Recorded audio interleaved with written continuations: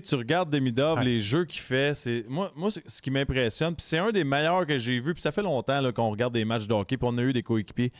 Il a un talent particulier pour geler le goaler avant de faire sa passe.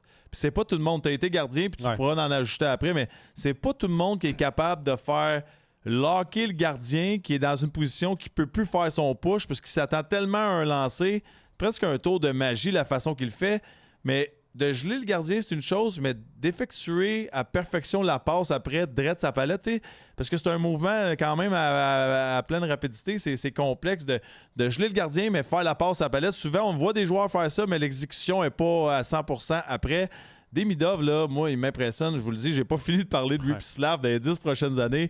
Ces petits jeux-là qu'il fait avec la rondelle, moi, ça me dépasse. Oui, mais c'est parce qu'il est capable de changer l'angle de tir, puis il ne change pas juste d'une façon, il change en mouvement, il change dans toutes sortes de situations selon son... Il y en a qui sont juste capables de... Mettons, tu sais, quand les deux pieds arrêtent, mais tu sais qu'il va faire un lancer, ils sont pas capables de jouer avec leur hanche pour changer même l'angle de la passe. Fait que pour un gardien de but, on dit tout le temps, il faut que tu laisses le joueur faire le premier move, mais même s'il fait le premier move, il est capable d'en faire un deuxième puis un troisième après. Fait que je suis d'accord avec toi, il doit être très, très, très difficile à affronter.